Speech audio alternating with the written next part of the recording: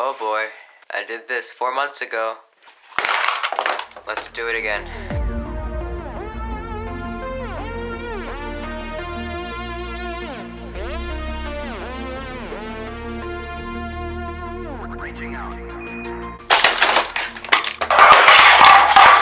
Okay, so as I'm sure you guys are aware by now, I'm doing an updated review on the Valk 3 Elite M because my overall opinion on this cube has kind of changed since I originally did my review of it in late June, and I kind of want to talk about that. So I have always had very high respect for this cube and very high opinions on it. I think it's one of the best out there.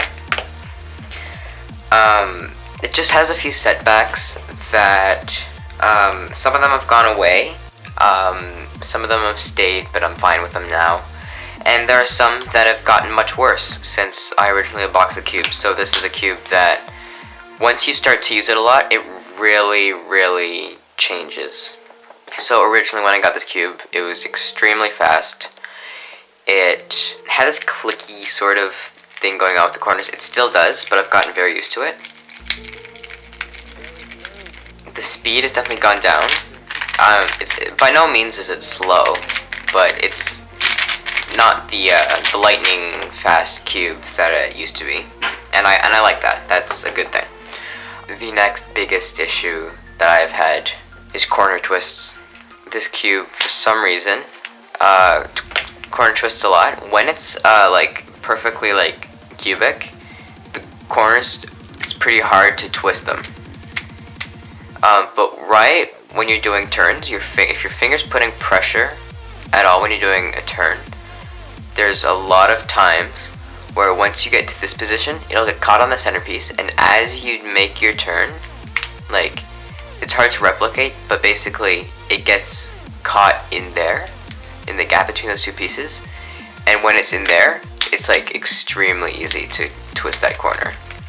And so that's what happens a lot in solves.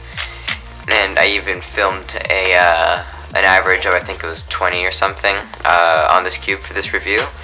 And in those solves, I got 4 corner twists. 4 out of 20. That's a fifth of my solves that had a corner twist on this cube. That's just too much. So one option that you could try is changing out the springs or to making it tight. Tightening, mine's already decently tight. It can do 45, but anything past 45 really takes a lot of effort. So I think as far as tightness, it's good. And I'm currently using the stiffest springs, the red ones. So I don't know. I could tighten it further, but then corner cutting would drop off significantly. I also did a video. This was probably the most time wasted ever. But I spent better part of 2 hours one day where I basically took the Valk and took the accessories, the magnetic center caps and the springs, and I tried every single one of the 9 combinations, and I did an average of 12 on all of them, which took much longer than it should have, put it that way. And basically, I'm not going to go over the results of that, but basically this was the best combination for me, which was the tightest springs and the clear magnets, so the medium strength magnets. Which I actually, now that I think about it, I can't remember how that compares to what I had originally when I did my original review. I think in my original review I had red and red, but that doesn't really matter.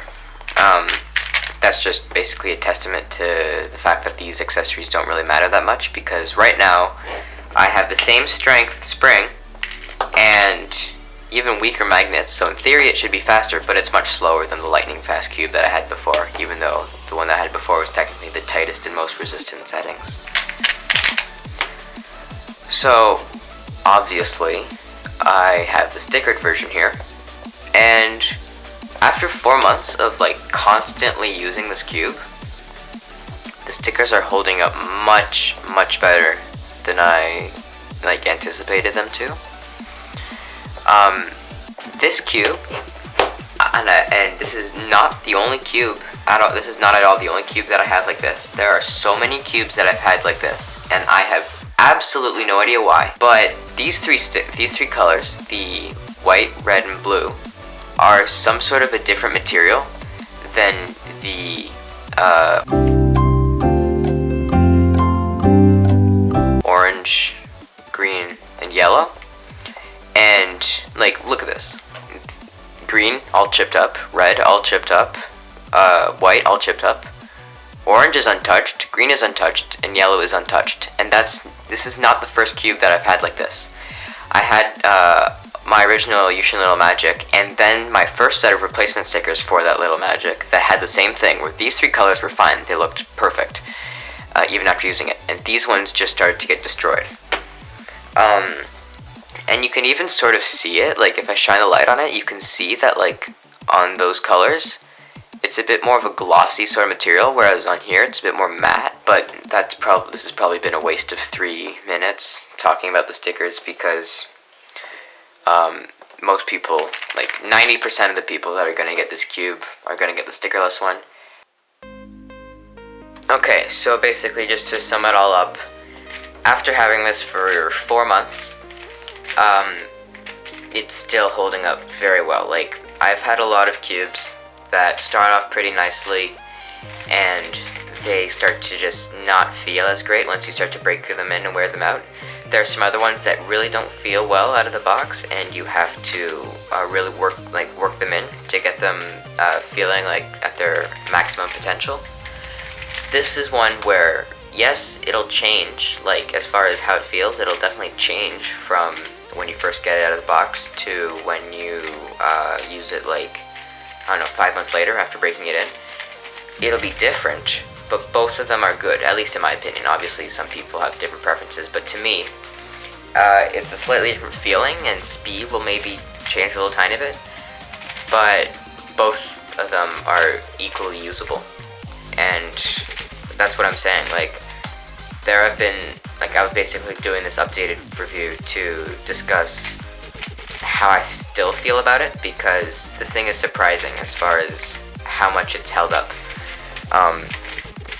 I talked about the stickers a bit as far as just using it, and I, as I'm sure some of you who have watched my older videos would know, I am not known at all for keeping my stickered cubes looking nice at all. Like, most of my cubes with stickers look hideous. Like, and like, I trim my nails. Like, it's not to do with like, oh, my nails like get caught on. Like, I trim my nails, and I don't know, just something about them just peels up the stickers. Like, it just doesn't work with them. This one's a bit better for that, but I think it's more just a testament to the sticker quality of this cube, because this is the cube that I bring to school every day, and I'll just like throw it in my bag and it'll get tossed around there and everything, and the stickers still hold up like perfectly fine. Like, I've got a few chips, a few little pieces that are like, there are a few like pretty significant chips, a little bit of peeling, but honestly, like, if I have a sticker that's peeling a little bit at the corner, I'll just take my X-Acto knife, cut it off so that it's not like an exposed lip where I'll just peel it off later. And then I'm good to go. Like, it's just a little tiny cutaway, and you barely notice it. But then we have to get and discuss the bigger issue that I've had, which is corner twists. I have a very, very hard time recommending this cube because of the corner twists. The corner twists, like, I would be able to deal with, and I could recommend this cube if it was cheaper, but the fact that this is like priced at around $40-50 and that it's a flagship cube, I would really expect to have better corner twisting resistance, because this cube, well, like I mentioned earlier, corner twisting is a pretty big problem. With me doing my average and 1/5 of the solves having a corner twist. If you have 1/5 of your solves that are a corner twist, think of that in a competition setting. You do an average of 5 for each official average that you do, one of them is going to be a DNF, because a corner twist is a DNF. Think of that. Like, it's just crazy. And I guess you could turn more. Maybe it's just my turning style. I don't know. But for me, at least, the corner twists are really like the big main issue that I have that's preventing me from using this cube as my main.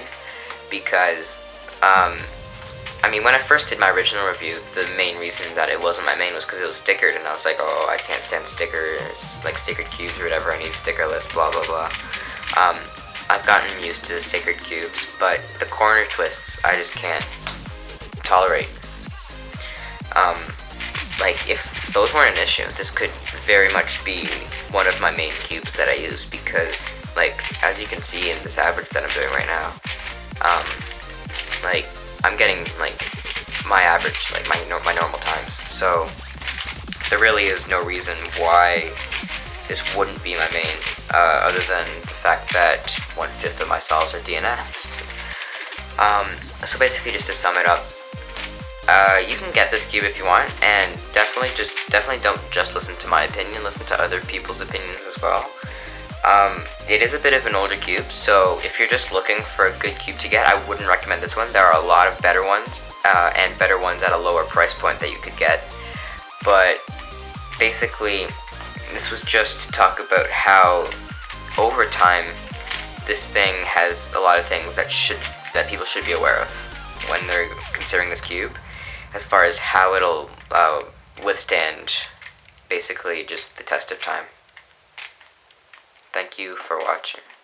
Goodbye.